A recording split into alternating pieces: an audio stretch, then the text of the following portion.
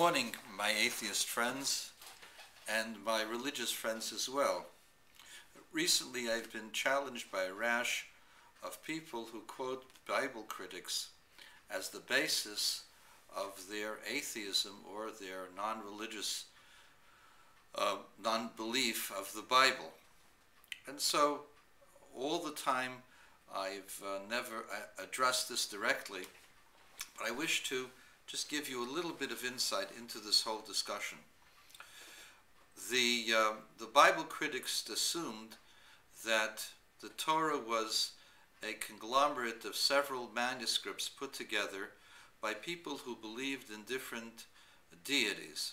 Most probably those who believed in the Tetragrammaton and those who believed in Elohim, and therefore they have the two documents as being the documents of people who believed in J and the documents of people who believed in E. And then the priestly class added their own interpretation, their own rules and regulations which were self-serving, and these rules were included in the priestly document called Document P. Now, this is all speculation. The hypothesis was presented about 130 years ago by Julius Wellhausen in Germany, who hated Jews and hated the Jewish religion.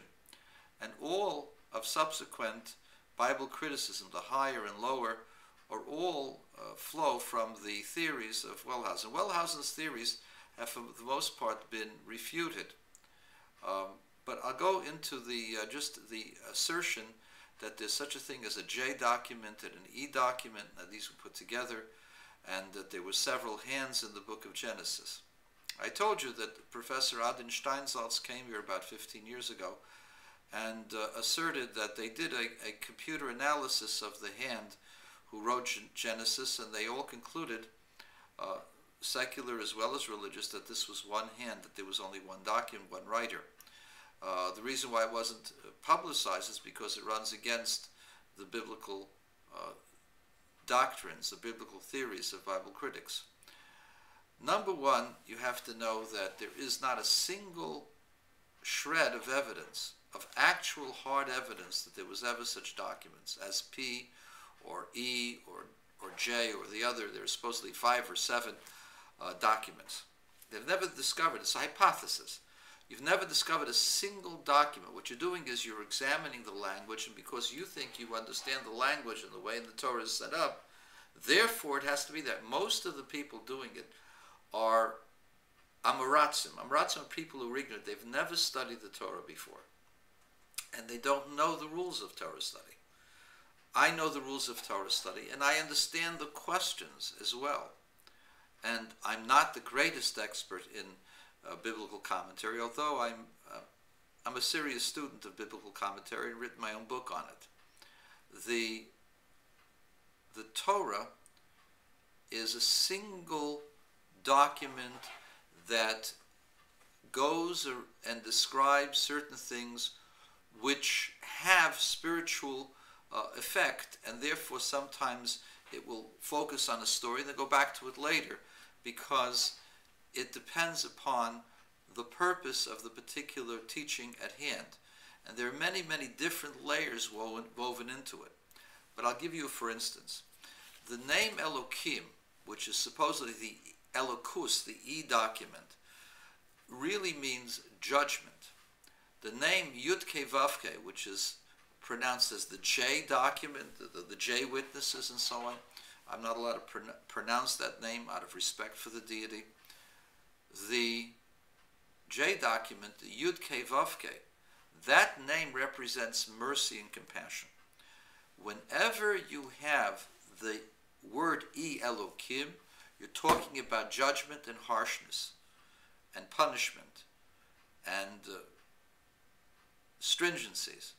Whenever you have the J, you're talking about compassion.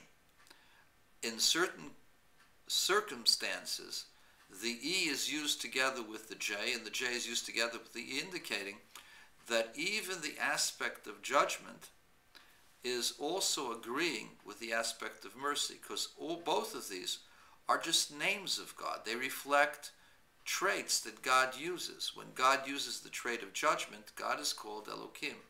When God uses the trait of kindness, God is called Kael, the Aleph Lamed. When God is merciful, he uses the full tetragrammaton. Each of the names of God reflect a certain characteristics which is expressed in that particular statement. For example, the first chapter of the Torah has the name Elohim mentioned 32 times. The reason for the 32 is because there are 22 letters of the Hebrew alphabet and 10 spheres. And the Kabbalistic format of 32 letters represent a 5-dimensioned hypercube, which is the completion of this 5-dimensional space, which has 32 points. I'll give you an example. A line will have 2 points. That's a single dimension, has 2 points. Each dimension, if you have a square, will double. You have a square, a 2-dimensional perfection would be 4 points. A 3-dimensional perfection, a cube, would have 8 points. Therefore, a 4-dimensional time hypercube will have 16 points, and time plus good-evil axis will have 32 points. So in the process of creation, there are 32 facets of the creation, 32 starting points.